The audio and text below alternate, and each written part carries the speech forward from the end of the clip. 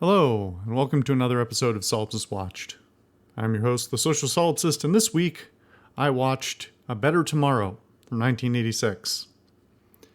Now, for longtime viewers of, well, at least of this series, some of you will remember that I watched Hard Boiled about a year ago. If you haven't watched that, I am going to repeat a few points from that because they have a common history, but I am going to suggest that you go back and watch that if you haven't already, because I make a much longer commentary about the director and the situation that led to, from this movie to that one, etc., etc. So this movie is directed by John Woo. It is also, I hesitate to say starring, but co-starring Chow Yun-fat, who is also the main character of Hard Boiled. As I mentioned in that earlier video, I have a mixed feeling on John Woo's history. And in fairness, that is in part because I am more familiar with his work after Hard Boiled, when he immigrated to America and started working in Hollywood, in which he made a whole bunch of kind of questionable quality films. Some of them have some redeeming qualities, but none of them are really excellent. However, his influence on both American action cinema and Hong Kong action cinema from the 80s and 90s on is undeniable.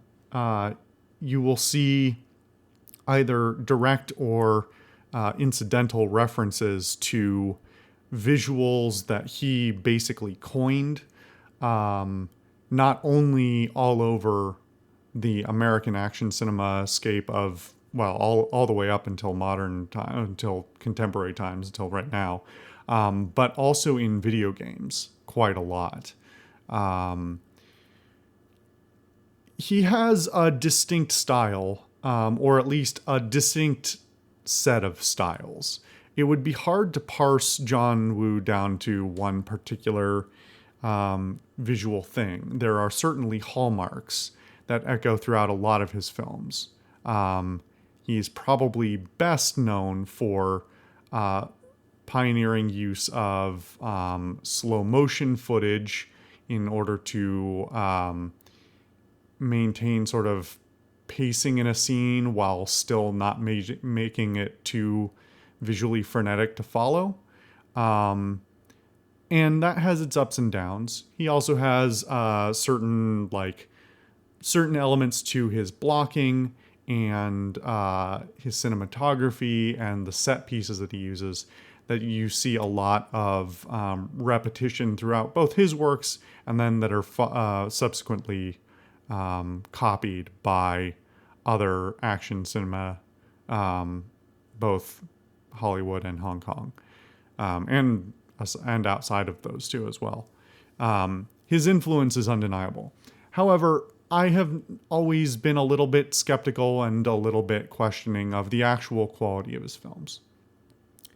Now, I'm very glad actually that I watched Hard Boiled first. And admittedly, that was, I believe, over a year ago now.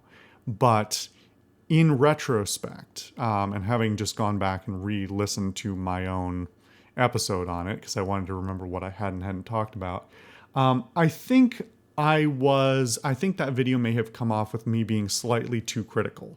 Not that I would take anything back that I said, but merely that I don't think I fully articulated my positive appreciation for its many fine qualities. I don't think I would change any of my criticisms. In fact, I would amp up a few of them. But as far as my actual enjoyment of the film and my memory of it as well, it is better than I think that video overall seems to suggest. Admittedly, that part of the reason I'm saying that is also because I'm reflecting on this film. This was really a breakout hit for John Woo and to a lesser extent Chow Yun-fat. They would collaborate on a whole bunch of whole bunch more movies. I would argue that the lead character is T Lung's character. And I actually don't know what I know I've seen him in other things, but I can't place him right off the bat. Both of them are great in the film. Chow Yun-fat is always a pleasure to watch. He's really expressive, plays like this very character-filled person in whatever role he's playing. And he's always a pleasure to watch. But comparing A Better Tomorrow to Hard Boiled, this is fascinatingly the much weaker film. It is cinematically much less interesting and aggressive. It is just sort of uglier, even though, the technology between 1986 and what was Hard Boiled, 91, 92 or something like that. 90? 92. Okay.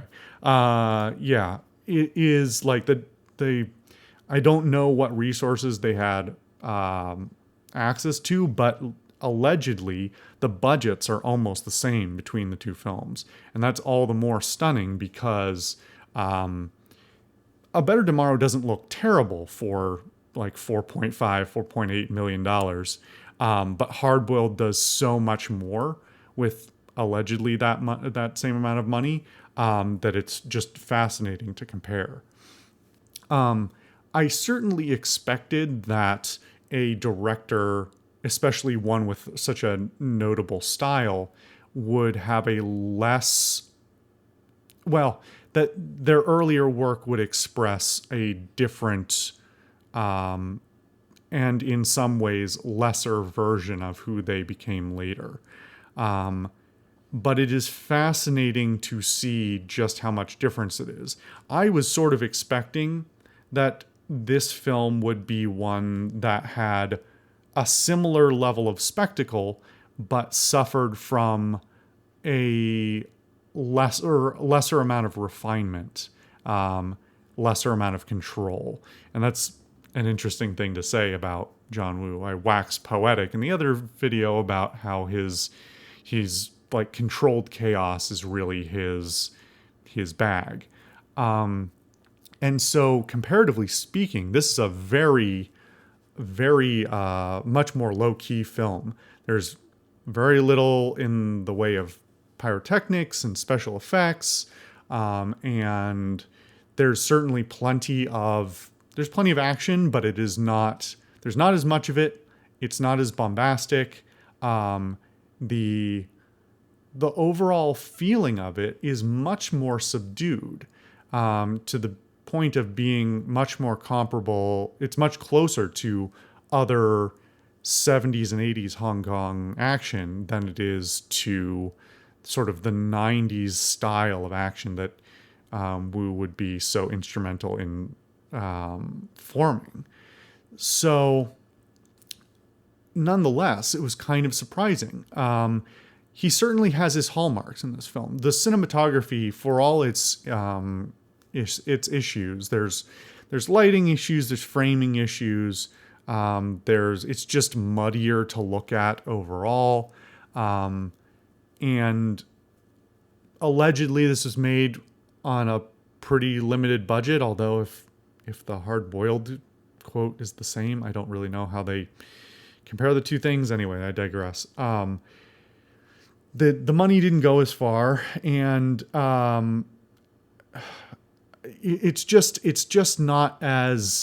not produced as nicely, and it's often noted for being kind of made on a shoestring budget and then like not marketed at all, but ending up being a smash hit nonetheless. That's really interesting to me because I'm not going to say this doesn't have redeeming qualities. It absolutely does. But it's one of those things that, especially, I think this is not uncommon either.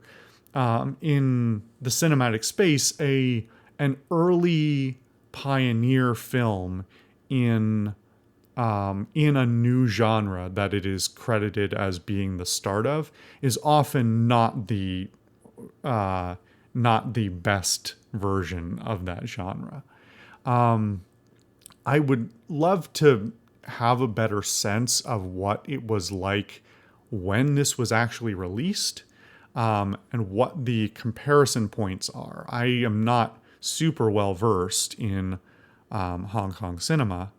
And so while this certainly has some of Wu's later hallmarks, things like the so-called gun fu, and these other things that are definitely not in the Hong Kong cinema space at that time and are going to be unique in that way. And the fact that it made this film, despite being basically Hong Kong domestic, got substantial international release as well after its success, means that I think there's a certain nostalgia attached to it in addition. I would be curious if anybody watching or otherwise is one of those people who watched it, much longer ago and remembers and can go back and compare. I'd be curious. Obviously, my take is that between A Better Tomorrow and Hard Boiled, and he has a couple of other films in there as well, in the in between period there, is that there was substantial development in his style, and I don't know how much of that is reflective of his personal growth versus the funding that was given to him to proceed, or versus just the overall maturity and changes happening in the industry in Hong Kong at the time. Overall, the film is a little bit unremarkable. It's, well, I do want to note that, as I was also complaining about with From Beijing with Love, and to a lesser extent when I was talking about Hard Boiled, this has some pretty bad subtitles. There are chunks of it that seem quite good, or well, at least reasonable. I don't have any idea about their actual accuracy. And then there are others that are just like, that's barely a properly formatted sentence, and it's definitely not grammatically correct. And as I mentioned in the From Beijing with Love video, there's always the question of translation versus transliteration. But there's lots of subtitles that are very subpar. It's one of those things I would love for somebody to go back through and retranslate to get accurate subtitles on these things. But my impression is that this movie in particular is pretty niche. It wasn't even that easy for me to find. Although it turns out after the fact, when I was trying to get my hands on it, it turns out it's on YouTube. As is Hard Boiled, actually. Both of them in full are on YouTube. I didn't check to see what the quality is like, but they've been there they're not new postings. They've been there for years. So at time of recording, both films appear to be free to watch, just posted by some nobody on YouTube. So you can go watch them. And they're not even in English. They're in, well, I don't know. They might be in Mandarin, which is the version you shouldn't watch. Watch them in Cantonese because that's the original. But to that point, actually, that's a good segue. One of the big issues in this film is it's got some truly atrocious audio mixing and editing, and overall, just audio problems all over the place. As I talked about with From Beijing with Love, there is a huge amount of ADR. In fact, if you told me every single line in this film was ADR'd, I'd believe you. Some of them are better than others, but there is a lot of ADR, and it is particularly notable in the early sections of the film. That whether you're listening to the Cantonese or Mandarin audio, and the Cantonese is what it was originally it's what the characters are speaking. These characters are speaking Cantonese. The both of them are mixed terribly, and the ADR is done on poor quality mics. It's not cleaned up. The music channels are not mixed in well at all. I believe the version that I have is supposed to be a like 2016 remaster or re-release, although it's done by I'll have to look at the thing, but anyway, it's just a mess technically. And how much of that can be just attributed to the budgetary constraints or whatever, I don't know. The fact that it's never been cleaned up may just be a matter of it still being too niche. Overall, the plot is not particularly complex. Similarly to what I think I said about Hard Boiled, it's not like a really complex story. It doesn't have really complex narrative. But one of the through lines that I do really appreciate is some level of emotional nuance. And obviously, that's something that is a lot more lacking in, well, even modern Hollywood action is largely about the immovable object hero who is, strong all the time and all these things. And whether it's for this film or others, although I think this film has some great moments of it, there are genuine and very open moments of weakness, emotional, like being emotionally overwhelmed, or otherwise just being human and not some shitty hyper-masculine dude bro, which I think is that's something I love to see. Comparatively speaking, however, there are certainly some more regressive attitudes towards, well, it's hard to say because the key character, a whole bunch of the key characters are criminals. They're members of the triad. So whether they are supposed to be fully good guys in the eyes of the film is up for debate. And whether they are written deliberately shitty in certain ways in order to remind you that they are not, in the classical narrative sense, the good guys, could explain some of this. However, there are certain things that aren't explained like that. There's basically only one female character in the film, and she's not a character. Her actor is also really pretty subpar. Admittedly, I'm sure some of that is due to poor direction or lack of care there, but she's not a character. She's basically with the exception of like one or two scenes, she's barely a human being. And upon reflection, from what I said about Hard Boiled, that is, John Woo doesn't have the greatest history in my recollection of female characters in his films, but that could just as easily be attributed to the shitty attitude that Hollywood had towards women in the 90s and 2000s. So it's neither here nor there. It's not necessarily a condemnation of him personally, but it's not as good as Hard Boiled for sure. And there are a few characters like that are a little subpar and acted in questionable to sometimes almost seemingly deliberately poor ways. But yeah, on the characters and the acting in general runs the gamut. I already talked about the cinematography a bit. The way that they film certain characters is also a little bit odd in terms of the framing that's used.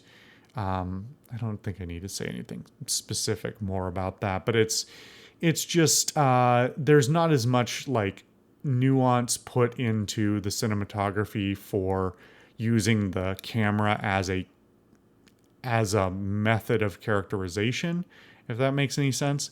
There are cinematic techniques that can be used to characterize who a character is, by how they're framed, who they're with, the angles they're shot at, so on and so forth. And there's just not as much nuance in this film as there are in some of his other work. Besides that, I guess I just wish, like, it's hard to attribute the sort of overall ugliness and cheapness to whether it's a lack of money, a lack of care, a lack of skill, or just actually deliberate choice. But overall, the film it's not hard to look at. It's just not very pretty. It's just not very it's not visually all that impressive most of the time. But there are more than a few sprinklings of actually very good, well-composed, like cinematically interesting shots in it. So it's not without redeeming qualities on that front. Overall, I mean, I still don't quite understand the cultural reverence that's given to this. It's a film that shows up on a lot of people's lists. Obviously, like the Wu-Tang Clan has a whole like saga relating to this film, and it's, you know, something that's filtered through culture in a variety of ways. But I think it's one of those things that a lot of people haven't actually watched. It's not without its merits, and it's not that long either. I think it's about an hour and a half or a little more. So it's pretty snappy as well. But it's more interesting as a comparison to other things than it is as a standalone. The ending in particular has some weakness to it. I think I'm going to try and watch the other films that John Woo made between this one and Hard Boiled, which are A Better Tomorrow 2, and there's either one or two more. I'm going to see about potentially looking at those at some point, because this movie, in comparison to Hard Boiled, makes me all the more curious.